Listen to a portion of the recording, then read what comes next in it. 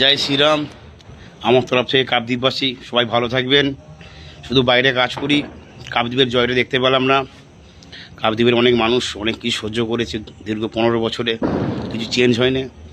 এবার মনে হয় কাকদ্বীপটা চেঞ্জ হবে, আশা করি কাকদ্বীপ চেঞ্জ হবে। যদিও আমার ভিডিওটা করা ঠিক নয়, ভিডিওটা তবু করছি কেন কাকদ্বীপের অনেক মা বোন সুরক্ষা থাকবে, ভালো থাকবে।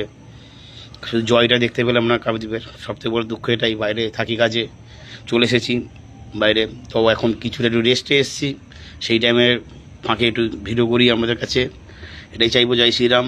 সবাই ভালো থাকবেন, কাকদ্বীপবাসী সবাই ভালো থাকবেন। কাকদ্বীপবাসী প্রত্যেকটা মা বোন সবাই জয়, সবাইকে আমার তরফ থেকে শুভেচ্ছা ভালোবাসা, যে আপনারা সঠিকভাবে বেঁচেছেন, যে কীভাবে কী হবে না হবে যদি বলতে পারছি না, তো আমরা সঠিক নেতাকে বেঁচেছেন, ঠিক আছে।